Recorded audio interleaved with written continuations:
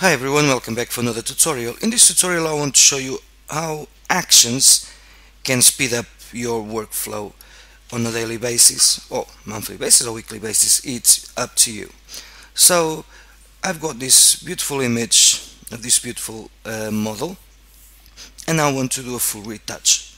So let's create an action that will help me not on this image, but to also help me with other images I may do some retouching.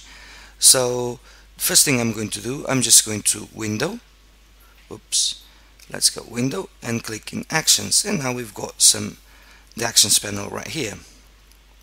So because I've got here some actions, I'm just going to create a new set of actions, and I'm going to say tutorial 2. Why tutorial 2? It's because I already have a set of actions called tutorial. So I'll click OK. So nothing happened so far. So now let's create the action. I want to hit this icon right here. It looks exactly the same as the new layer icon. So I'll click here and I'm going to rename the action. So I'm going to rename the action retouch. Retouch, and I have got on my set tutorial 2 that I just created. I can customize my function key to none or F2 or whatever, shift, control. I can use a combination of keys, so I can just press those keys and it will play the action for me. And also I can create a color. I'll go just for blue, just for a bit of fun. So I'm going to hit record. So what's happening now? Photoshop is recording every single step I do. So even though I know what I want to do with this image, first I want to create all my layers so I don't make sure that I don't forget something. And bear in mind one thing, this doesn't mean it's my workflow, it's just a way to show you the potential of using actions. So for instance, I've got background layer, I'm going to duplicate it twice. So Ctrl J and Ctrl J. The first one I'm going to rename color, and the second one texture. For those familiar with frequency separation, they know what I'm doing. So I'm just going to select these two layers and add them into a group. So let's go like so and call group frequency separation. It would help if I could spell it right. Okay, and that's great. So let's go to color and let's go to filter, blur, and I'm going to apply a Gaussian blur, something like so. And now I can go to texture and go to image and apply image, and I can just come here, select my color, and I'm not doing a tutorial on doing frequency separation, so bear with me.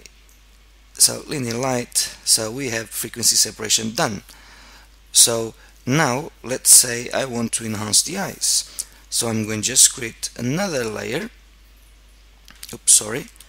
I'll click a new adjustment layer and I'll go for hue and saturation, and I'm just going to focus on the eyes, something like so. And let's say I want to add some saturation to the eyes. Yeah, it's alright. I'll minimize that. Let me just take away the hue and saturation layer from the group. And now what I'm going to do is invert the mask, and I'm going to show you exactly what I mean with this. So now I can go for another hue and saturation, and I'm going to desaturate the reds. So go for reds, desaturate the reds, touch, bring them up a bit, and once again invert the mask. And let's say dodge around the eyes. Oh, actually let's clean up first. So I'll clean up layer, so clean up. Now we can go for a new adjustment layer. let's say levels, bring down the multiply, and I'll rename burn. And once again I'm just going to invert the mask, and I'm going now create another one, levels and screen, invert, and I'll call dodge. And there's obviously a lot more steps that we could do, but this is just to give you an example. I'm selecting all of these layers and add them into a group, and I'll call group eyes, and I would go on and on about the rest of the image. So I'm pretty much done. Let's say I'm happy with this, so I'm just going to my actions and I'll click stop. Job done, action created.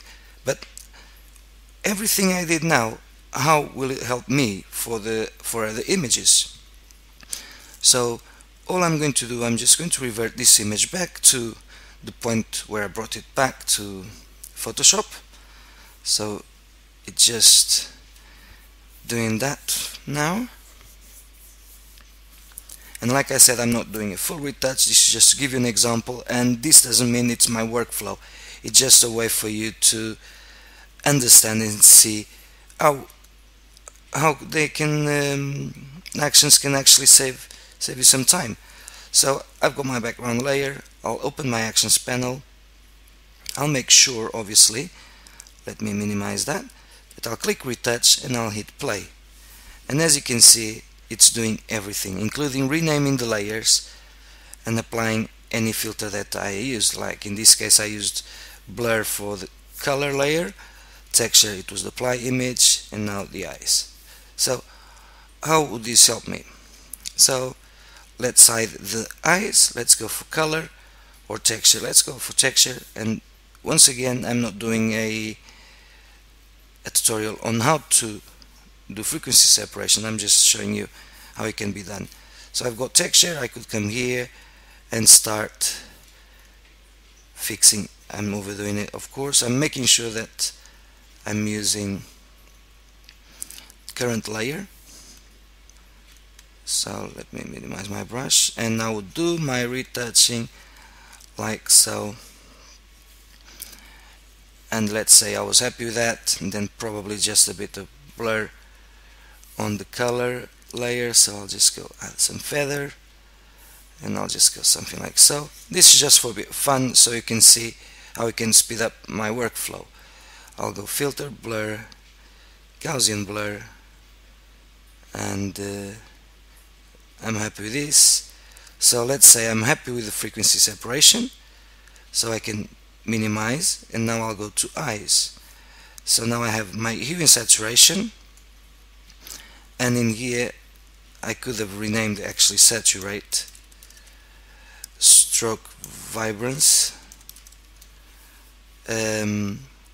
but doesn't matter. I'm just going to select the layer mask, grabbing a brush, painting in white, and I'm just adding some saturation to the eyes like so. Let's go to the other one, and like this. And as you can see, it's not a huge difference, but enhances a bit. Now I have hue and saturation that actually desaturates reds, I should have done renaming like this before when I was doing the action, so make sure if you use this technique you do that. So because I want to get rid of some of the reds from here, I'll just go and brush it away, something like so, so they're not as obvious. And then I'll go to clean up, and I'll select, let's say, my clone stamp tool, zoom in a touch, bring down my flow, and now I would clean up, making sure that now I'm using current and below. And let's say I'm doing, this is brilliant. Obviously I'm not doing this very accurately, but you get the idea. So Now we have burn, and we have burn in the eyes. I could use another, like dodge and burn, and I could even, while creating the action, I could use dodge and burn on the action, but in this case I just want to do the eyes just for illustration purposes. So I'll just come here and I'll just burn just a touch. Okay, burn.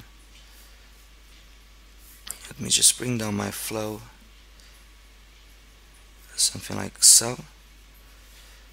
I know it's too much, but we'll get that sorted in a second. And I'll just burn this a touch as well.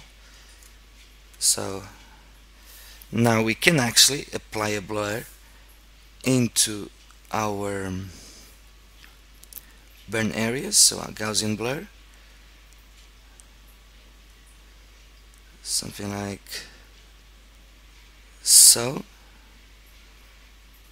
and I can even drop my opacity.